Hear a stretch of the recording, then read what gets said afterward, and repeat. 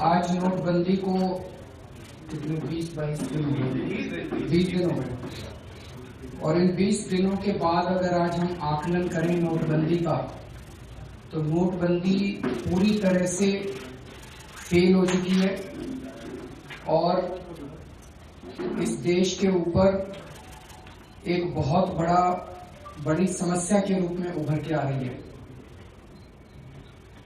जब प्रधानमंत्री जी ने 8 नवंबर को रात को 8 बजे भाषण दिया था, तो उन्होंने इसके 4 उद्देश्य बताए थे कि नोटबंदी 4 उद्देश्य की वजह से की जा रही है: भ्रष्टाचार, काला धन, नकली नोट और आतंकवाद का पैसा। आज अगर हम भ्रष्टाचार देखें तो 8 नवंबर के बाद से जितना भ्रष्टाचार अक्टूबर के महीने में था देश में, उससे 10 गुना भ्रष्टाचार नवंबर के महीने में हुआ है। चारों तरफ रिश्वतखोरी के इतने मामले आए हैं। गुजरात में, मध्य प्रदेश से, आसाम से 2-2 हजार रुपए के नोट के जरिए अब रिश्वतखोरी जम के चल रही है। प्रधानमंत्री जी ने रिश्वतखोरों की बहुत सहूलियत कर दी है। पहले जेब में अगर 100 नोट लेके जाने पड़ते थे तो 85 नोट लेके जाने पड़ते हैं। और भ्रष्टाचार में कम से कम 10 गुना बढ़ोतरी हुई है। कह रहे थे काला धन बाहर निकालेंगे, काला धन कम होएगा। अभी तक सरकार के आंकड़ों के मुताबिक 8 लाख करोड़ रुपए जमा हो चुके हैं। हम प्रधानमंत्री जी से पूछना चाहते हैं, इन 8 लाख करोड़ रुपए में कितना काला धन है? क्योंकि ये तो सारा लोगों का जमा किया हुआ एक नंबर का पैसा है। 8 लाख करोड़ रुपए में 20 दिन में कितना काला धन आया? हमारी जानकारी के मुताबिक एक नया पैसा काला धन नहीं आया, एक नया पैसा नहीं आया। जबकि इतने लोगों की मौत हो चुकी है और पूरे देश को इतनी तकलीफ हो चुकी है, लोगों के धंधे बंद हो गए। दूसरा, कह रहे थे आगे काला धन कम होएगा। नोटबंदी के बाद से काले धन का जनरेशन भी देश के अंदर 10 गुना बढ़ गया है। डॉलर 1 नंबर में 70 रुपए में बिक रहा है और 2 नंबर में 116 रुपए में बिक रहा है। सोना 1 नंबर में 30,000 तोला मिल रहा है और 2 नंबर में 56,000 रुपए तोला मिल रहा है। प्रॉपर्टी के अंदर खूब प्रॉपर्टी कैश में बिक रही है। तो काला धन जो था वो भी 10 गुना बढ़ गया। काले धन का जनरेशन अब तो 2-2 हजार के नोट की ब्लैक हो रही है। तो काला धन कम होना था वो और बढ़ गया। कह रहे थे नकली नोट कम हो जाएंगे, नकली नोट भी कम नहीं हुए। अब वो नकली नोट बनाने की फैक्ट्री पाकिस्तान में है कि भारत में है, ये तो उन्हीं को पता है। लेकिन वो फैक्ट्री जितने रेट से आरबीआई नोट बना रही है उससे ज्यादा तेजी से नकली नोट उनकी फैक्ट्री में बन रहे हैं। जितने पहले 500-500, 1000 के नकली नोट थे वो सारे अब खप रहे हैं, उसकी जगह 2000 के असली नोट आ रहे हैं। तो ये लग रहा है कि ये पूरा 500-500, 1000 के नकली नोटों को असली नोट बनाने का कार्यक्रम तो नहीं है। तो नकली नोट भी बंद नहीं हुए, उल्टे 500-500, 1000 के नकली नोट 2000 के असली नोट में कन्वर्ट हो गए और अब 2-2 हजार के नकली नोटों का पूरा व्यापार शुरू हो गया। कह रहे थे आतंकवाद की फंडिंग बंद होएगी, उसके भी कितने सारे अभी सबूत मिले हैं कि आतंकवादियों, जनता के पास तो एटीएम में कैश नहीं मिल रहा, लेकिन आतंकवादियों के पास 2-2 हजार के नोट पहुंच गए। पता नहीं कौन पहुंचा था सरकार में से, तो 2-2 हजार के नोट आतंकवादियों के पास पहुंच गए। तो ये पूरी की पूरी स्कीम प्रधानमंत्री जी की पूरी तरह से फ्लॉप हो चुकी है, पूरी तरह से फेल हो चुकी है। उनका जिद, उनका अहंकार और उनके स्वार्थ की वजह से उन्होंने पूरे देश को तकलीफ में डाल रखा है। और पिछले 20 दिन के अंदर देश कम से कम 10 साल पीछे चला गया है, जितना नुकसान इकोनॉमी को हुआ है। अब ये भी साफ हो रहा है कि इन्होंने अपने सारे पैसे और अपने दोस्तों के पैसे ठिकाने लगा दिए थे।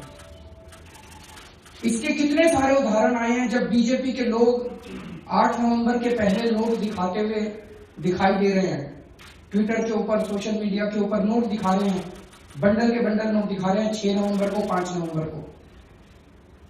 अभी सामने आया कि बीजेपी ने बहुत बड़े स्तर के ऊपर पूरे देश भर में जमीनें खरीदी हैं।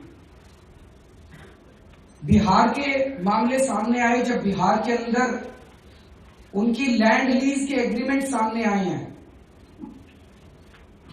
उनके अपने संजीव चौरसिया एमएलए जो हैं बिहार के, उन्होंने खुद ने कहा है कि भारतीय जनता पार्टी की केंद्रीय समिति के कहने पर बिहार के अंदर खूब सारी जमीनें अक्टूबर के महीने में खरीदी गई, कुछ कैश में खरीदी गई, कुछ चेक में खरीदी गई।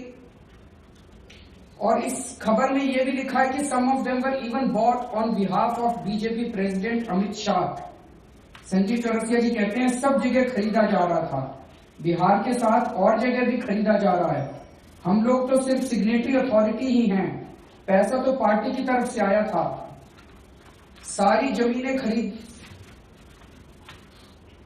जमीन खरीदी है पार्टी कार्यालय के लिए और अन्य कामों के लिए। नवंबर फर्स्ट वीक तक जमीन खरीदने को कहा गया था। तो अपने सारे पैसे इन्होंने ठिकाने लगा दिए और पूरे देश को इन्होंने दुख और तकलीफ में झोंक दिया।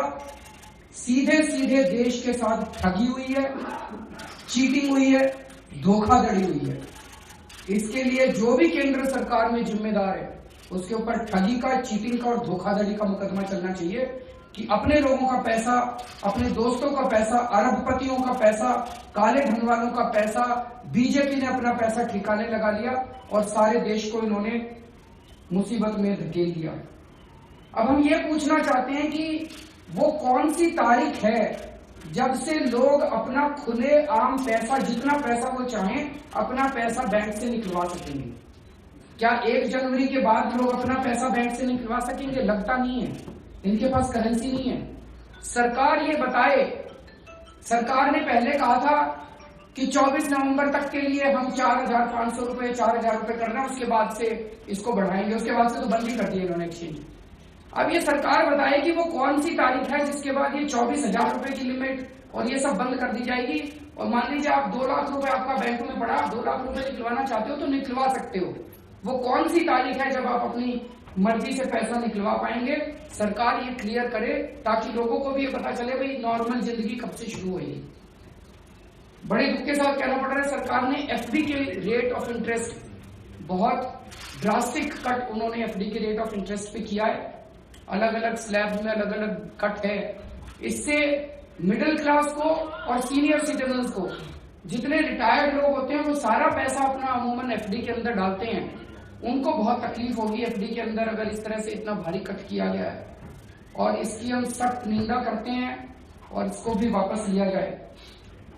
और लास्ट में प्रधानमंत्री जी जो संसद से मुंह छुपा रहे हैं, तो वो सबको यही लग रहा है कि संसद में आएंगे तो वो सहारा और बिड़ला की डायरियों की चर्चा होगी और शायद प्रधानमंत्री जी को डर लग रहा है कि वो उसको फेस नहीं कर पाएंगे। तो अगर प्रधानमंत्री जी को लगता है वो निर्दोष हैं, उन्होंने रिश्वत नहीं दी सहारा से और बिड़ला से, तो उनको डरने की क्या जरूरत है? आए संसद के अंदर, फेस करें संसद को।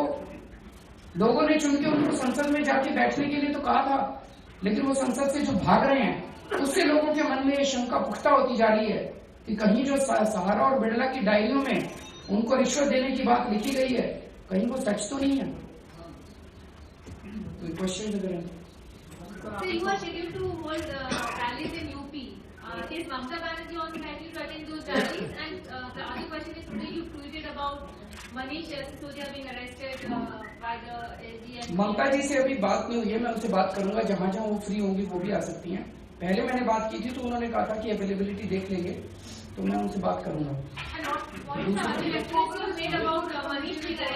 उसमें जो पता चल रहा है, शुंगलू कमेटी ने जानबूझ के गलत तरीके से मनीष को फंसाने की कोशिश की है। जाहिर है कि शुंगलू कमेटी शुंगलू साहब के ऊपर डीपीएस सोसाइटी में धोखाधड़ी करके, प्रेसिडेंट चुनाव में धोखाधड़ी करके, डीपीएस सोसाइटी के चुनाव में धोखाधड़ी करके उसके चेयरमैन बनने के आरोप हैं, संगीन आरोप हैं। शुंगलू साहब के ऊपर डीपीएस सोसाइटी में पैसे की हेराफेरी करने के आरोप है। इसकी शिकायत एलजी साहब को मई 2015 में, आज से 18 महीने पहले दी गई थी। यह शिकायत केंद्र सरकार को भी भेजी गई थी। उस पर कार्रवाई करने की जगह केंद्र सरकार ने और एलजी साहब ने शुंगलू साहब को बुला के कहा कि भाई देखो, अब तुम इस सरकार को फंसाओ, ऐसी रिपोर्ट बनाओ कि इस सरकार को फंसा दो और हम बदले में तुमको बचा लेंगे। तो अब उन्होंने जो कुछ भी लिखा है, सारे देश की जनता जानती है कि ईमानदार सरकार है, और ईमानदारी एक ऐसी चीज है जिससे हम कभी कॉम्प्रोमाइज नहीं करते। तो जो हमें बताया गया है अंदर से, सोर्सेज से, कि वो मनीष को फंसाने की कोशिश की गई है और पंजाब चुनाव के ठीक पहले मनीष को गिरफ्तार करने की पूरी तैयारी है। हम इसका स्वागत करते हैं। मेरे ख्याल से 15 लोग गिरफ्तार हो चुके हैं, 16 होंगे या 17 होंगे, तब तक हो सकता है 1-2 लोग और 19 हो चुके हैं अभी तक गिरफ्तार। तो वो जिसको मर्जी गिरफ्तार कर ले, लेकिन हम ये मांग करते हैं कि थोड़ा सा शंभू साहब को भी गिरफ्तार करने की हिम्मत दिखाएं। वो ये आपने सुबह एक ट्वीट किया था कि मनीष शर्मा है, उनके घर में एक शादी है, इससे पहले भी आप बात कह चुके, तो आपको लगता है कि कहीं ना कहीं जिस तरह से पैसों का खर्च हो रहा है उसके ऊपर आप सवाल उठे गए, तो अभी भी आप उस सवाल पे कायम हैं? ये तो बात ठीक है। प्रधानमंत्री जी कहते हैं भाई 2.5 लाख रुपए में शादी करो, तो जब ऐसी, बहुत अच्छी बात है, कम पैसों में शादी होनी चाहिए देश के अंदर, लेकिन सबसे पहले प्रधानमंत्री जी अपने मंत्रियों और सांसदों को कहें कि वो अपने अपने बच्चों की शादियां 2.5 लाख रुपए में करें। अगर इस तरह से उनके सांसद और उनके मंत्री 2.5 लाख रुपए में शादी करना शुरू करेंगे तो एक अच्छी मिसाल देश के सामने आएगी।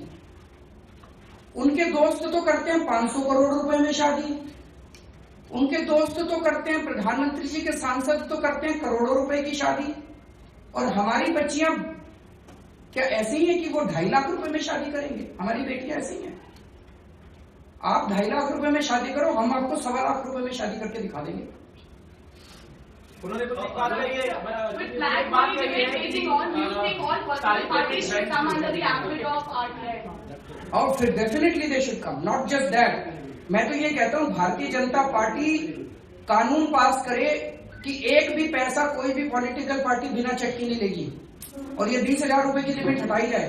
5 रुपए भी लेते हो तो उसको डिक्लेयर जाए। आम आदमी पार्टी करती है डिक्लेयर, हम अपना एक पैसा इनकम टैक्स में डिक्लेयर करते हैं, 5 रुपए लेते हैं वो भी डिक्लेयर करते हैं। हमें डर नहीं लगता, हमारा 95% पैसा चेक से आता है, सारी इंफॉर्मेशन हम बताते हैं, तो इनको क्यों डर लगता है? चोरी तो करते हैं ये, और फिर अमित शाह इस देश को ईमानदारी का पाठ सिखाते हैं। महेश शर्मा कह रहे हैं कि सारी पेमेंट बैंक से हो रही है। पंडित जी को चेक दिए थे हवन के टाइम में, पंडित जी को चेक, फूल वाले को, एक मैं पूछ रहा हूँ सिर्फ, फूल वाले को चेक, जूते चोरी किए थे, सालियों ने उसको चेक से पेमेंट करी। किसको बेवकूफ बना रहे हैं यार वो? What is the exact nature of charges against Mr. Sisodia in the report? Do you know about it? You want to brief about it? वो कुछ भी बना दो सर, चार्जेस तो कुछ भी बना दो, कुछ है ही नहीं, सिर पैर ही नहीं है। आप हमारे जो 15 MLA गिरफ्तार हुए, क्या चार्जेस हैं? कुछ हैं? कोर्ट से रोज डांट खाती है ये सरकार, बेशरम सरकार हो गई। कोर्ट से रोज डांट खाते हैं कि पुलिस वालों ने गलत गिरफ्तार किया, कुछ भी चार्ज बना दो। चार्ज बनाने में क्या, चार्ज अंग्रेजी में लाइन तो लिखनी हो। Thank you.